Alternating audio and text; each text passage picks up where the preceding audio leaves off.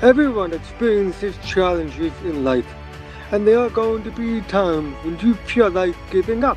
Let me share the secrets to success through adversity. Deaf from birth and challenged in many ways, I learned to look at life differently and found success. Life will never give you cotton candy, so stop looking for it. Join my podcast and learn the secrets of success through adversity. Stop making excuses and start taking action. I'm your host, Jordan Levin. Welcome to All Good Things Start With You. Welcome to Jordan Levin Daily.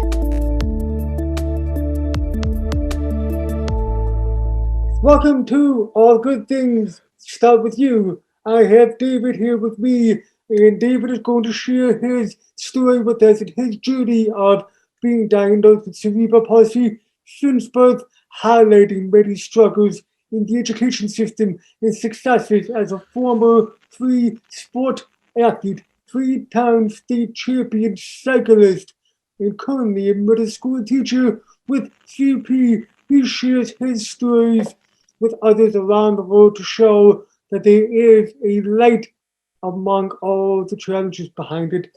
Welcome, David. It's an honor to have you on the podcast. Thank you. I appreciate it.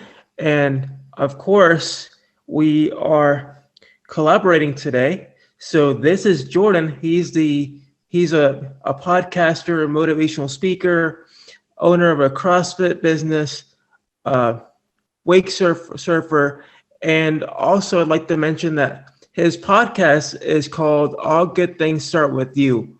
So I'm looking forward to learning about his journey, how he's overcome all these obstacles despite his impairment. And we're just going to have a good time. I'm excited. Absolutely. Absolutely. This is a very unique situation that we can both be on this together and share our stories. To kind of start out, give me a brief rundown of your diagnosis. How were you diagnosed with your hearing impairment?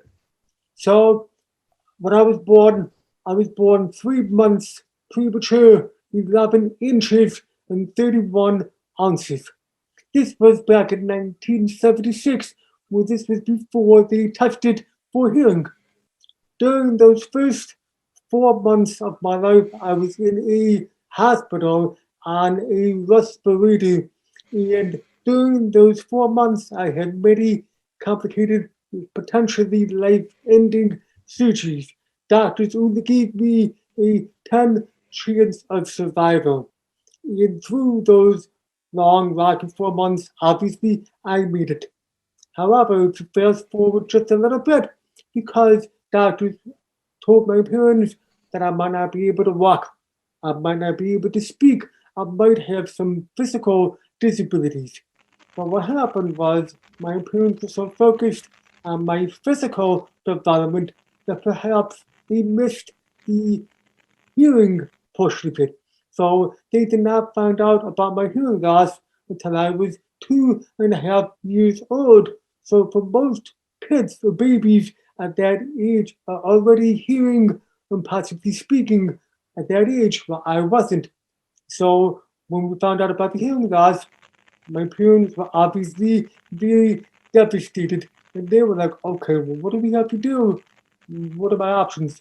And that kind of began the journey of what's the best route for me to go. And my parents chose to teach me how to speak and listen. And obviously, that was a very long journey from that day forward.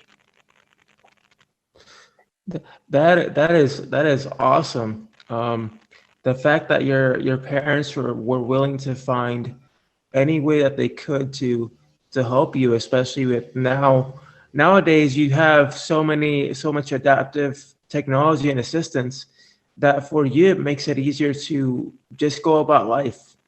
And I know you growing up, it must have been slightly difficult to just go through life knowing that you have not not one diagnosis but two diagnoses, and then um And then to kind of go on that, how was it growing up with you? Did you struggle in school? Was school normal for you?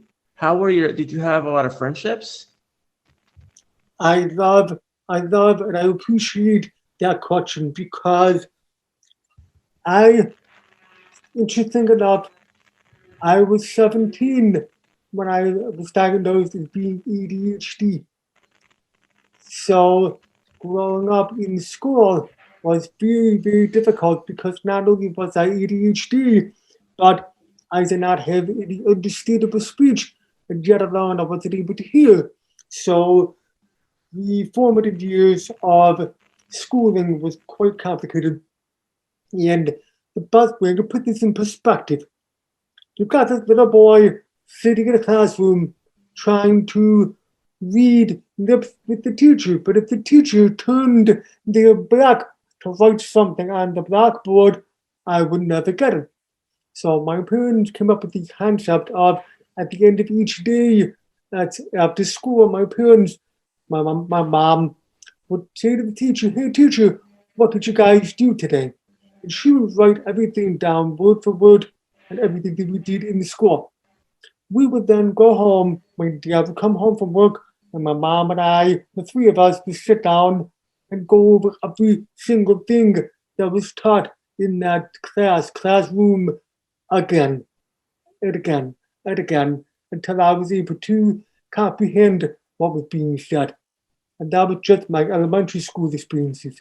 Now, to answer the question about friendships, I was basically pushed into the wolves. I was pushed in to kind of adapt in be one like everybody else. I was taught from the very beginning to be assimilated into regular schools. I mean, I went to uh, regular elementary, middle school, and high school, and I still have my core group of 5 friends that I've had ever since elementary school.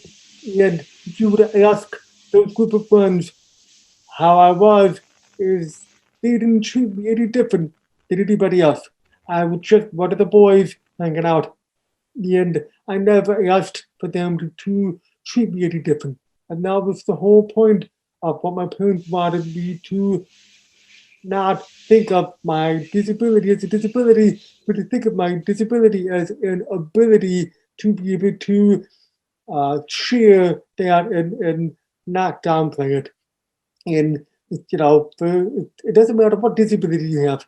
It's how you get the people you are with comfortable with you, and they won't even think anything of it. And I'm not gonna put words in your mouth, but I have a feeling that might have been a similar-ish experience for you, or maybe not. That is very awesome. I know for me it was pretty much kind of similar, but a little bit different. So I'm excited to share about that later on. And I know you go through schooling. You obviously you have your I'm not sure if you do, but I feel like you have your degree since you've accomplished all these things. Tell me how you got into CrossFit, into motivational speaking, into all these ventures. How was it for you getting into these So, ventures for you? so for me, I have such a great drive to be the best I can be given my abilities. And we talk about all good things start with you. It is all about taking action. And basically, for me, is I'm not gonna say I'm basically what I'm getting at is from the time I graduated Michigan State, I knew I didn't want to work for anybody because I grew up in a entrepreneurial family where my father, he's an optometrist, but he's been an optometrist, for 45 years. But during that time, he would always try different side hustles, side businesses, and I was able to see that, and I kind of emulated that. And for me to have that drive, and keep in mind, the drive comes from me growing up with the hearing loss and having to overcome these objections and understanding that never taking no for an answer is very important because a lot of times when we hear the word no, what do we think? Well, we back up and we say, that's it. We can't do anything. No, that's a load of whatever. It's it comes down to if you want to get somewhere, you have to always be asking questions. So backing up to answer your question, doing all of these things is I got into CrossFit because I was training clients one on one, but I was looking for something that I could expand my horizons, and CrossFit fit the bill when I saw what was going on. I saw the green light. I opened up in my parents' two-car garage in October of 2009, and I had no idea, almost 12 years later, that I would be in a 6,000 square foot workout facility helping people look good, feel good, and be a better version of themselves. And I think because I'm not going to say that I'm easygoing, but I am easily approachable. I, I can empathize with a lot of people because with my story, even your story, being in fitness is when they see what you've had to go through, they say to themselves, well, man, if he can do it, I can do it. So, and I'm not like pushing this on people, it's just my nature of who I am. I love helping people. And my motto has always been if I can help one person a day, I'm happy. Yeah, that is an awesome motto to live by. The fact that you've made it this far is obviously incredible. Um, and I know that your podcast, the name of your podcast, it really sticks out. I'll get things start with you. Where did you come up with the name and the idea? How did that become a part of you and a part of your audience as far as your podcast? I love that question because, and we talked about this previously, and for me, the biggest thing that people I always gripe about is taking the negative connotation of when someone says no, we tend to kind of hold back. And for me, it's always about how can I get to that point. But what I'm getting at is if I ask you your opinion on something, and I ask somebody else their opinion on something, I ask a third person on their opinion, I am just gathering information. And then when I sit down and I say, okay, am I ready to make the decision? Yes or no? But ultimately, who makes that decision? You do. So I realized, okay, well, in order to be successful in any endeavor, it doesn't matter what you're doing. It could be personal, business, family, relationships. It could be anything. All good things start with you, allow you to, in your brain, say to yourself, okay, if you want something to happen, then it's up to me. And the reality is, now is the time to take action, not in 1 year, not in 2 years. If you have an idea, if you have a concept of something you want to try, try it. What's the worst that can happen? Exactly. I can totally agree with you and relate. Um what's the reward if you can't if you're not willing to take the risk, in anything you do. And it seems like you've gone through everything head on, and even though it's been uh difficult in some aspects, you've still been able to find a way to adapt and overcome. There's always a saying that I always tend to tell people. It's improvise, adapt, and overcome. And obviously, you've been able to do all three things and become really successful.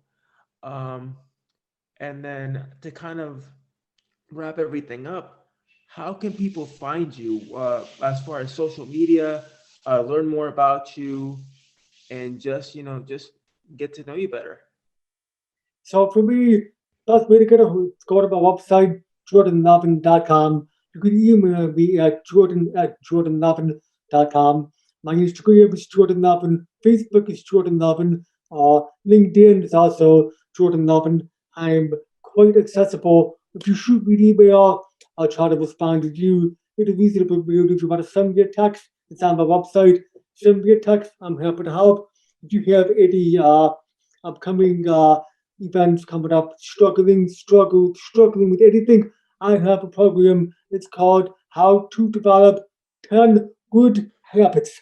And the good habits, the number one most important habit that I practice is gratitude. Gratitude is the most important one out of my 10 habits, and that's what I've been co- coaching people on for years, is especially in the fitness industry, is how to be appreciative and develop good habits for the entire life. Uh, I love that, my friend. I've enjoyed listening to your story.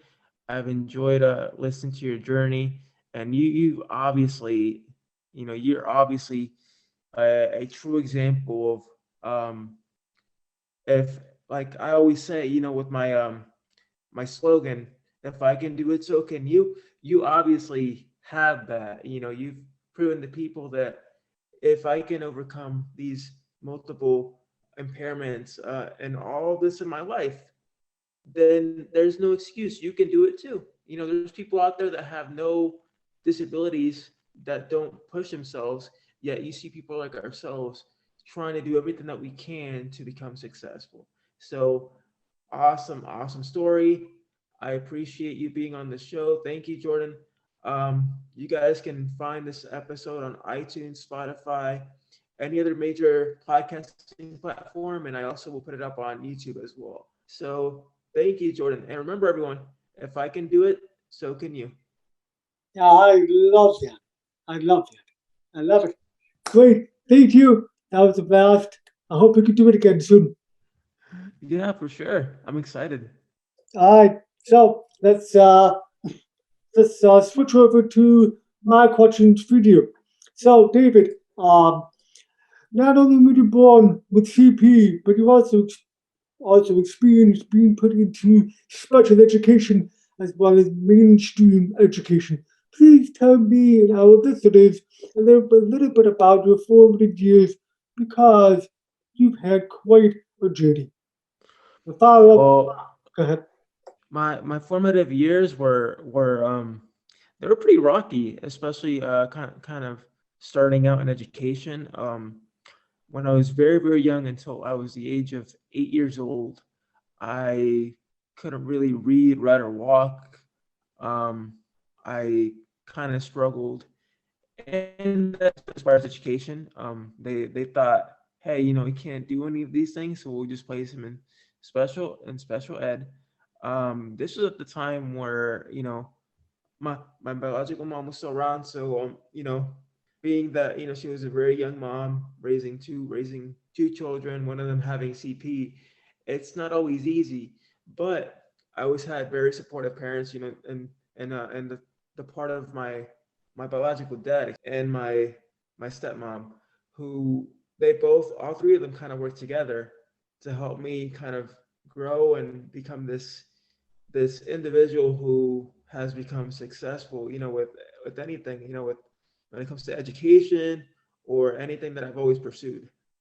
That is, I appreciate that because we have the similarities in that aspect of having the right support system.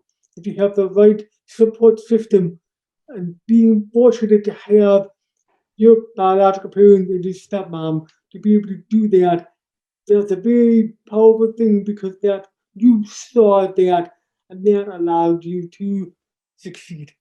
My follow-up question to that is, do you think your educational experiences as a child had an impact on your desire to become an educator? Oh, for sure. I was always told when I was younger, you're never going to amount to anything. I was told by teachers directly in Puerto Rico that you're too slow. I don't want you in my classroom. He shouldn't be here. All these negative things. But the one thing that I was always told is you have to believe in yourself, embrace your disability, and just take all that negativity and use it as motivation to really push yourself forward. So I never let it bring me down, because the minute you let people bring you down with their comments and what they say, is the moment you fail. You have to keep moving forward to win. That's all you need to do. I'm with you on that one. I have a very similar story. What I didn't mention before is when I was in elementary school, the principal of that elementary school did not want me in that school. And as you know how my parents said, no, we're not going to let that happen.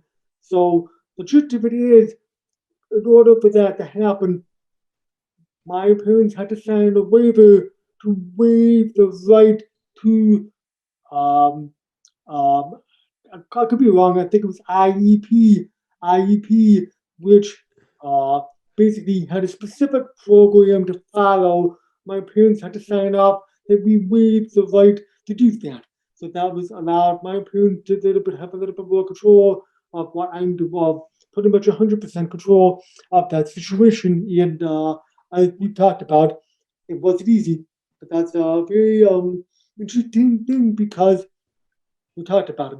When we're told no, we don't know what that means. We just got to say to ourselves, okay, what's next? How do we get past it? For us, I'm not going to say, for me, I'm not going to say it came easy, but it just, I, I or you, we didn't let that happen. You know what I mean?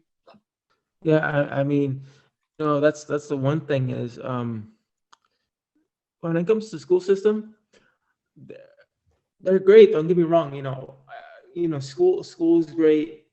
Everything about education is great, but sometimes you have those few rotten apples that you deal with that'll always try to bring you down. And the best thing you could do is just keep moving forward. Don't let their negativity get to you, and just prove them wrong through your success in the education. Through your grades, the way that you present yourself. If you present yourself as a happy, positive person, you can't imagine how many times I've had people that have been negative to me in the education system, and when they see me like so positive and happy, they get so worked up. Like, they're like, "You're not supposed to be like this. You're supposed to be miserable. You're supposed to hate yourself, hate your disability, feel sorry for yourself. Why are you not like this?" There is no reason to be like this. I I love that. That's a very powerful statement, and that's the thing. We talk for us and for me. There is no normal anymore.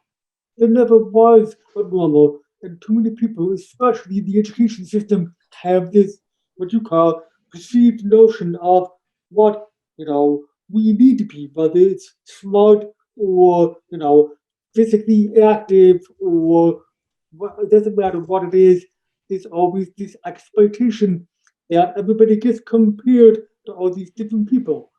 But as we know, each one of us is our own unique individual. We have to find our own strengths within ourselves and highlight those strengths and don't worry about anybody else.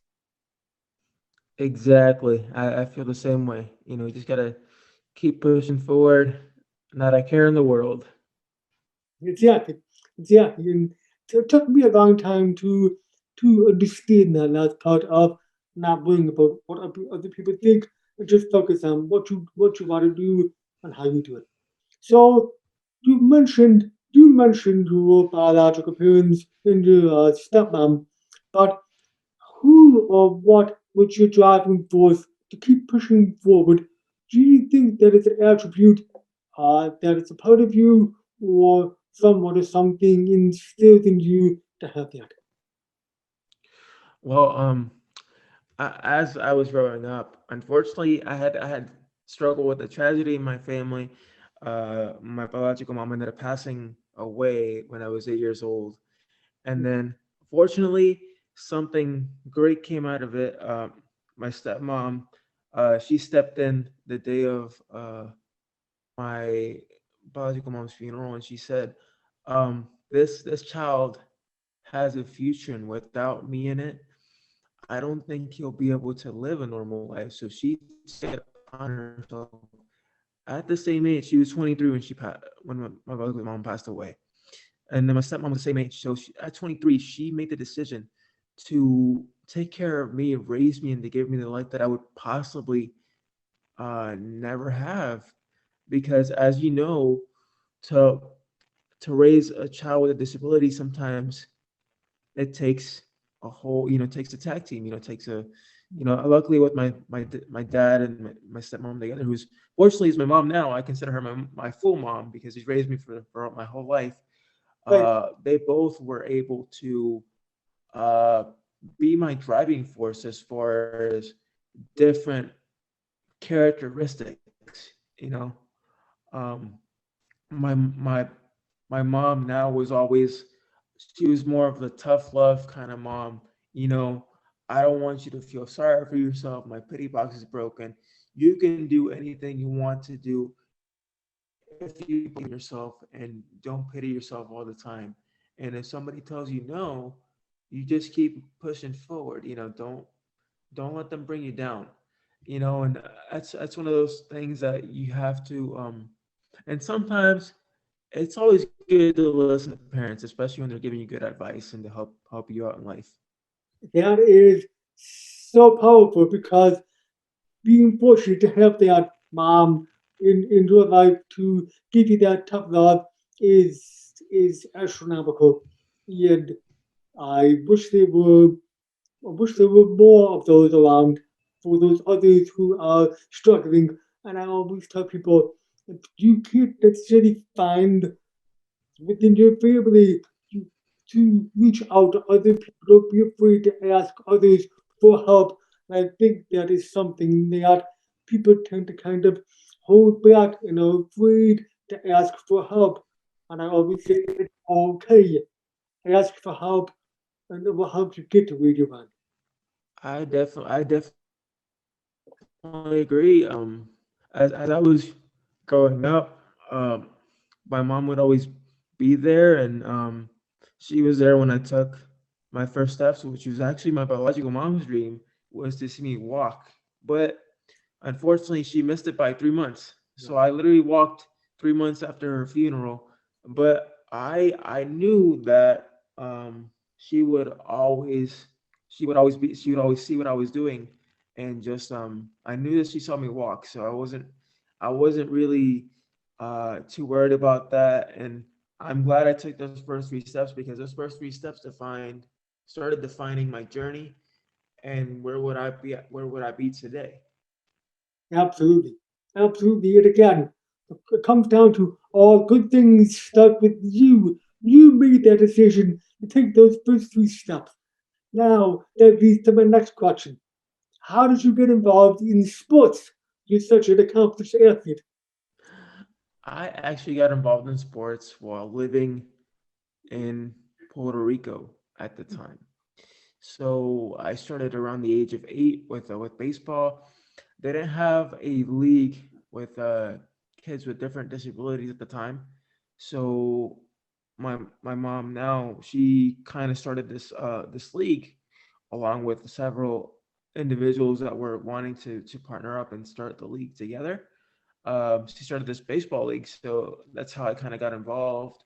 I was the poster child of the league, so everybody kind of knew who I was, and I kind of started that trend of bringing kids with disabilities together so that they can play sports. And the thing with sports and disabilities is it allows those kids that have difficulty being social outside of sports or any realm to be able to be social and meet other kids and have fun and be physically active and just be a kid, be a normal kid for once, and not have to worry about being judged. You know. I you've got a mother that is incredible, and I can obviously relate to that because we both have a set of parents that were incredible. I mean, now I can see why you were so involved in sports because you became that poster child. And once you became that poster child, you were just like, let me just keep going. Let me show all these people what you could do regardless of any kind of, mental or physical disabilities. And that's incredible. Which my next question now is, how did you get into triathlons? Well, I got into well cycling, so to say. I got into that while I was playing baseball. I actually got into that when I moved to Florida, uh, which was about 20 or so years ago. I got into the Special Olympics, and I competed in Florida in baseball and in cycling. And I got into that because at the time, my idol was Lance Armstrong because I was a big fan of his. And then I kind of started enjoying cycling, so I kind of wanted to model myself to be like him.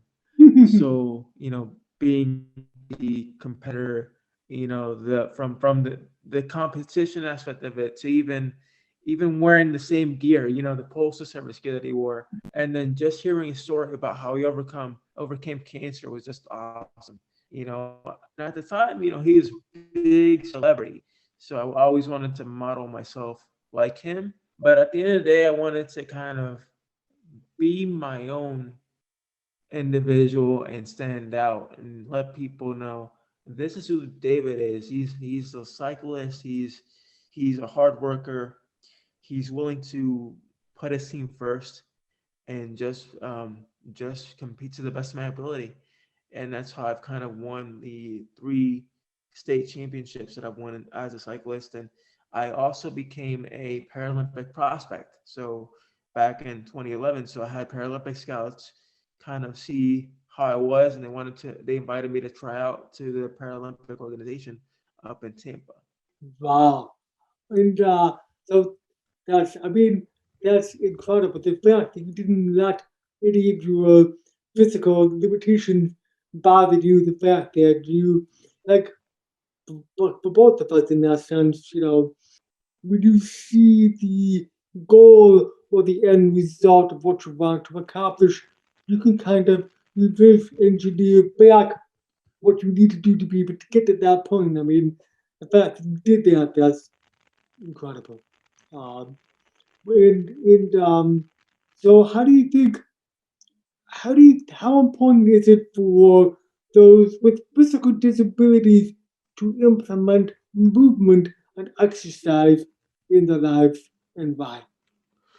Oh yeah, it's to me it's extremely important because as someone with CP, if you're not physically active, the diagnosis actually gets worse.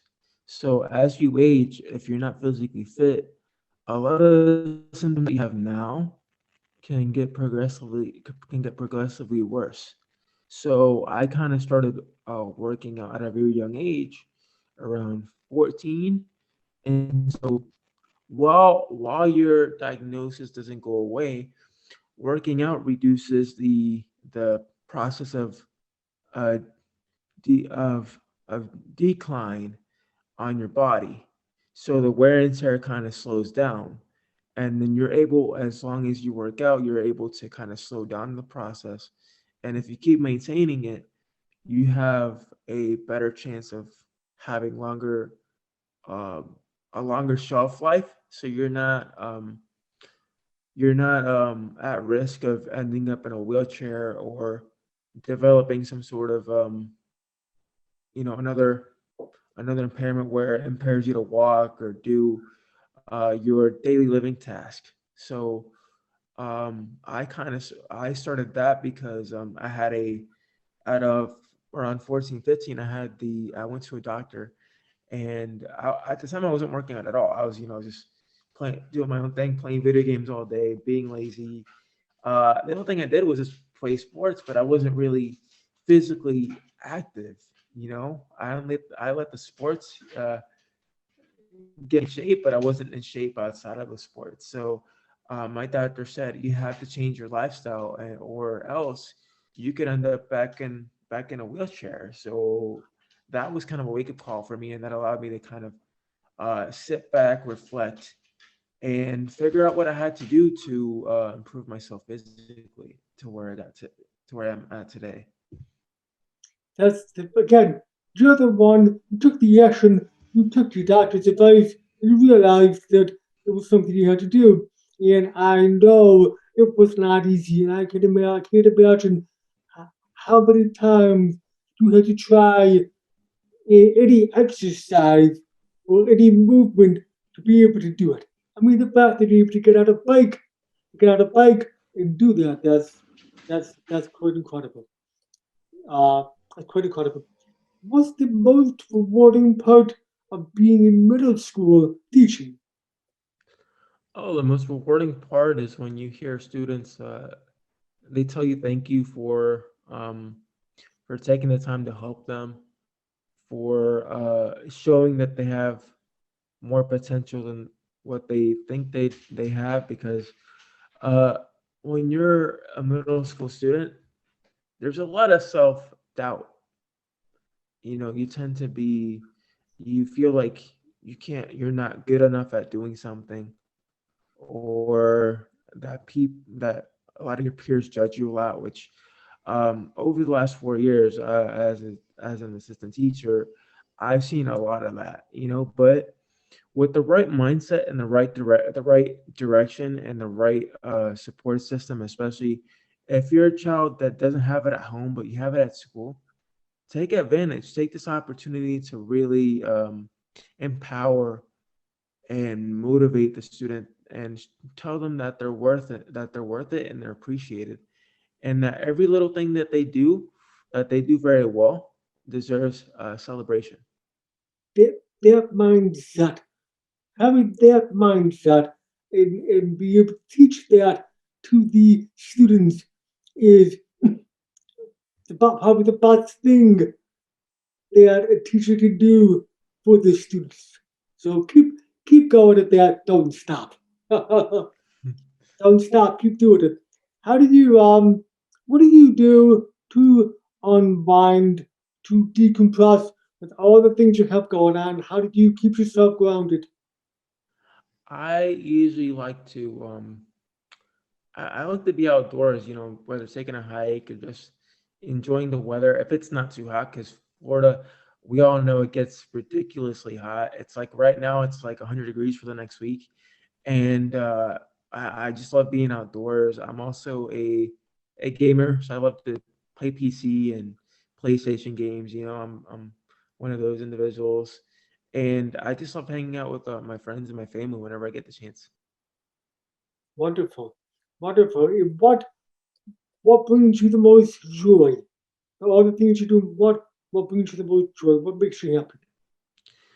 Well, first and foremost, my family, and then that would be my students, especially when I get to see them every day and I get to see them successful, and then interviewing individuals like yourself, especially on my podcast, getting to know your story, your experiences. I think that's the best. That's the best part of that brings me joy, is just hearing that positivity come out of every individual I meet. Because there's a if there's one thing we have in common, is that we're willing to do anything to be successful. That was dynamite. That was powerful. Last question, kind of a summary of everything, but what are you most grateful for? My family, um, the fact that I'm alive and healthy despite the current situation we're in right now. Also, the fact that I'm able to entertain, inspire, and motivate a lot of individuals, not just close to me, but around the world. Not many people are in my situation. So I feel very fortunate. So I feel like that would definitely be it. Thank you, Dave. Thank you so much for sharing that. I mean, hearing your story and the listeners and the viewers who are watching and listening, we've got a wonderful individual here in David.